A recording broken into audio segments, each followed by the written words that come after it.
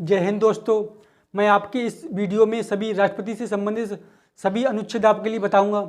जो आप इस वीडियो के एंड तक बने रहिए, आपके लिए ये काफ़ी हेल्पफुल होंगे।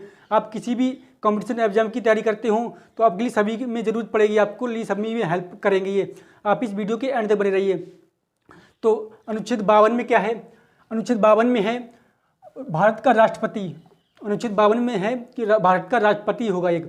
अनुच्छेद 52 में है भारत का एक राष्ट्रपति होगा, राज्य का प्रमुख होता है, इसे राज्य का प्रमुख बोलते हैं। जब राष्ट्रपति होगा अनुच्छेद 52 में तो वह एक राज्य का प्रमुख बोला जाता है।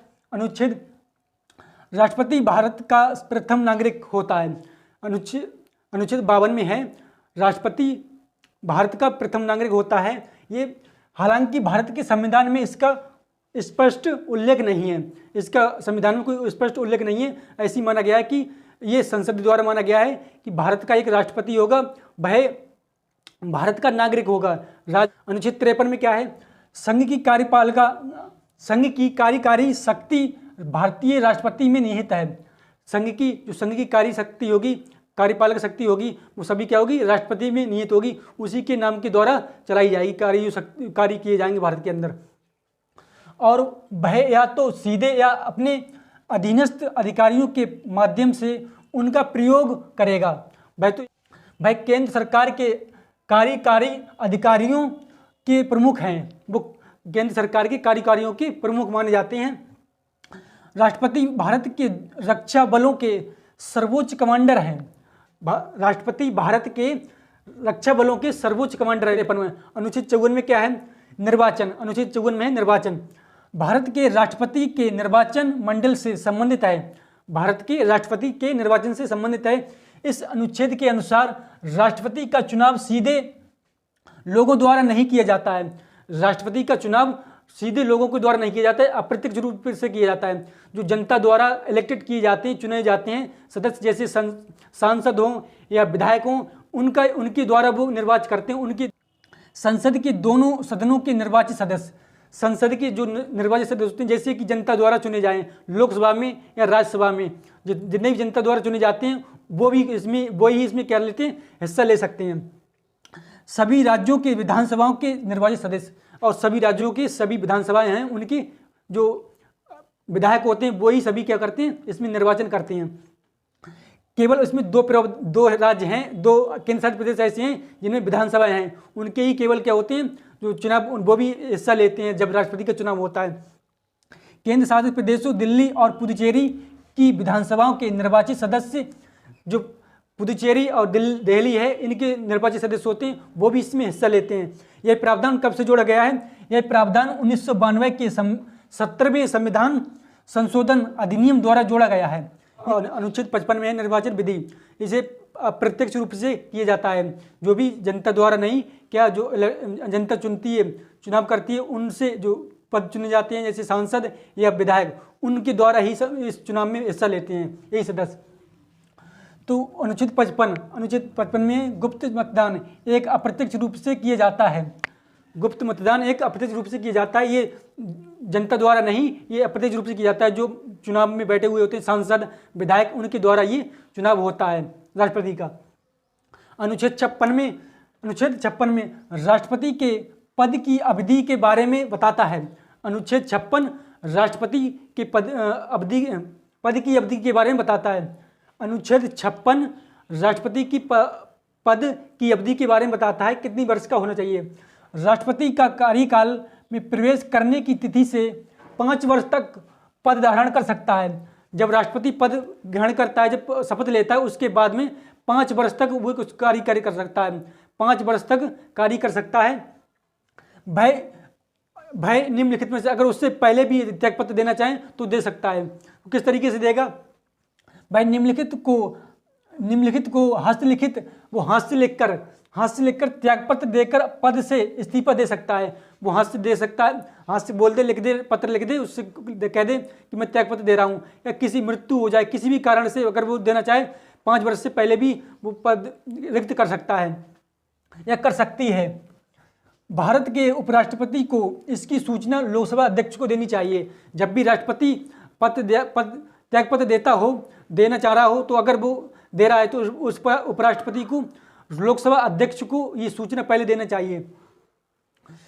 अनुच्छेद 57 में इसकी कई बार, जितनी बार भी चाहे राष्ट्रपति बन सकता है। कोई भी व्यक्ति, कोई भी नागरिक भारत का जितनी बार भी चाहे उतनी बार राष्ट्रपति के पद पर ग्रहण हो सकता है। केवल अमेरिका में केवल 2 ही बार पद ग्रहण कर सकता है और भारत में जितनी बार भी चाहे व्यक्ति उतनी बार पद ग्रहण कर सकता है। उसमें उसकी विपरीत है, अमेरिका की बिल्कुल विपरीत है।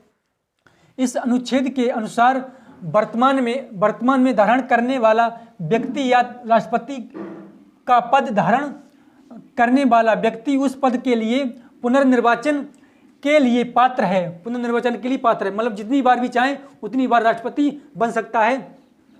संयुक्त राज्य अमेरिका के विपरीत है, उसमें केवल 2 ही बार राष्ट्रपति बन सकता है और भारत में जितनी बार भी चाहे उतनी बार व्यक्ति राष्ट्रपति बन सकता है। व्यक्ति को भारत के राष्ट्रपति के रूप में कितनी भी बार फिर से चुना जा सकता है। जितनी बार भी चाहे वो उतनी बार चुनाव जीत ले और उतनी बार भी ये पद ग्रहण कर सकता है। अनुच्छेद 58 में क्या है? अनुच्छेद 58 में राष्ट्रपति के रूप में चुनाव के लिए आवश्यक योग्यताओं से संबंधित है। जो राष्ट्रपति की चुनाव की योग्यता होती है उसके क्या होनी चाहिए? भारत का नागरिक होना चाहिए, उसकी 35 वर्ष से अधिक आयु होनी चाहिए, 35 वर्ष से कम नहीं होनी चाहिए, 35 वर्ष से अधिक आयु होनी चाहिए, भारत का नागरिक हो तो भारत का नागरिक होना चाहिए और उसकी आयु 35 वर्ष से अधिक होनी चाहिए। उसकी आयु 35 वर्ष से अधिक होनी चाहिए। वह लोकसभा अर्थात लोकसभा के सदस्य के रूप में चुनाव के लिए योग्य होना चाहिए। जो ऐसा व्यक्ति हो जो लोकसभा के चुनाव के योग्य होना चाहिए, ऐसा व्यक्ति जो राष्ट्रपति के योग्य बन सकता है, जो भी उसे संघ या किसी राज्य सरकार या किसी स्थानीय या सार्वजनिक प्राधिकरण के अधीन लाभ का कोई पद धारण नहीं करना चाहिए। अनुच्छेद 59 में क्या स्थित है? अनुच्छेद 59 में स्थित है राष्ट्रपति की शर्तें। किस शर्त के अनुसार उसके लिए चुना जा सकता है, कौन सी शर्तें मानी जाती हैं? तो अनुच्छेद 59 में है राष्ट्रपति के कार्यकाल की शर्तों को सूचीबद्ध करता है। मतलब कार्यकाल की सूचीबद्ध करता है, मतलब शर्तें क्या क्या होती हैं? राष्ट्रपति संसद के किसी भी सदन या किसी राज्य विधानमंडल के सदन का सदस्य नहीं होना चाहिए। यदि ऐसा सदस्य राष्ट्रपति के रूप में निर्वाचित होता है, अगर कोई सदस्य है, कोई व्यक्ति है जो राज्य विधानमंडल का या संसद का कोई सदस्य है, तो यह समझा जाता है कि वह राष्ट्रपति पद ग्रहण करने की तिथि पर सदन में अपना स्थान छोड़ देता है। वह अगर ऐसा होता है, संसद या विधानमंडल का कोई सदस्य हो, अब राष्ट्रपति के रूप में चुना गया हो, तो उसको अपने पद से इस्तीफा देना पड़ेगा, उससे छोड़ना पड़ेगा पद। अगर ऐसा होता है तो लाभ के पद पर या किसी का सदस्य नहीं होना चाहिए, न संसद का न राज्य विधानमंडल का। अनुच्छेद 60 में क्या है? अनुच्छेद 60 में है राष्ट्रपति शपथ लेता है। कैसे शपथ लेता है? शपथ या प्रतिज्ञान से संबंधित है। जो भारत के राष्ट्रपति द्वारा अपना पद ग्रहण करने से पहले की जाने वाली शपथ में राष्ट्रपति निम्नलिखित कार्य करने की पुष्टि करता है। जब भी राष्ट्रपति शपथ लेता है तो उससे पहले अपने प्रतिज्ञान करता है कि मुझे ये करना होगा, मैं ये करेंगे। तो राष्ट्रपति के पद का ईमानदारी से पालन करने के लिए दूसरी शर्त क्या है? संविधान और कानून को संरक्षित करने और बचाव करने की अपनी क्षमता के सर्वश्रेष्ठ सुरक्षित करने या बचाव करने के लिए क्षमता का सर्वश्रेष्ठ प्रदर्शन करने के लिए है। मतलब वो भी अगर संविधान के अगर विरुद्ध कुछ भी हो रहा है तो जितनी भी उसकी क्षमता है उसके विरुद्ध उसके लिए गवाही देना पड़ेगी। संविधान के विरुद्ध भी कुछ भी नहीं होना चाहिए, तो उसे पूरी शक्ति के प्रयोग करना चाहिए। अपने भारत के लोगों की सेवा और भलाई के लिए खुद को समर्पित करने के लिए वो भारत की सेवा करेगा और लोगों की भलाई के लिए जो कदम उठाएगा वो सही होना चाहिए, उसके विरुद्ध कुछ भी नहीं होना चाहिए। अनुच्छेद 61 में क्या है? संविधान के उल्लंघन पर भारत के राष्ट्रपति पर महाभियोग चलाने की प्रक्रिया इस लेख में दी गई है, मतलब इसमें महाभियोग लगाया जा सकता है, संसद द्वारा इस पर महाभियोग लगाया जा सकता है। और महाभियोग की शर्त किसी भी पेश की जाती है, चाहे राज्यसभा में पहुंच जाए बिल या लोकसभा में पहुंच जाए, तो उसे स्वीकार करना पड़ेगा, शर्त होती है। अनुच्छेद 62 में क्या है? अनुच्छेद 62 में भारत के राष्ट्रपति के पद पर रिक्ति से संबंधित प्रावधानों से संबंधित है। राष्ट्रपति की रिक्ति, अगर राष्ट्रपति क्या है, रिक्त हो गए, उसका पद खाली है, तो उसके रूप में प्रावधान है, राष्ट्रपति के पद की अवधि की समाप्ति के कारण, राष्ट्रपति की अवधि की समाप्ति के कारण राष्ट्रपति कार्यकाल में रिक्ति को भरने के लिए चुनाव कार्यकाल की समाप्ति से पहले होना चाहिए। जब भी राष्ट्रपति है, अगर उसका रिक्त होने वाला है पद, तो उससे पहले ही उसका चुनाव कर लेना चाहिए, जिससे कि पद खाली ना हो किसी भी समय। सेवानिवृत्त राष्ट्रपति की मृत्यु या त्यागपत्र या पद से हटाए जाने के कारण हुई राष्ट्रपति पद की रिक्ति को भरने के लिए चुनाव 6 माह के भीतर कराया जाना चाहिए। अगर किसी भी कारण से राष्ट्रपति त्यागपत्र देता है या मृत्यु हो जाती है या कुछ भी हो जाता है या पद से हटाया जाता है, तो उसके 6 महीने के भीतर ही उसके लिए राष्ट्रपति का दूसरा चुनाव होना चाहिए, रिक्ति पद। अनुच्छेद 52 में राष्ट्रपति का पद, अनुच्छेद 53 में है संघ की कार्यपालिका, संघ की कार्यपालिका शक्ति निहित है 53 में।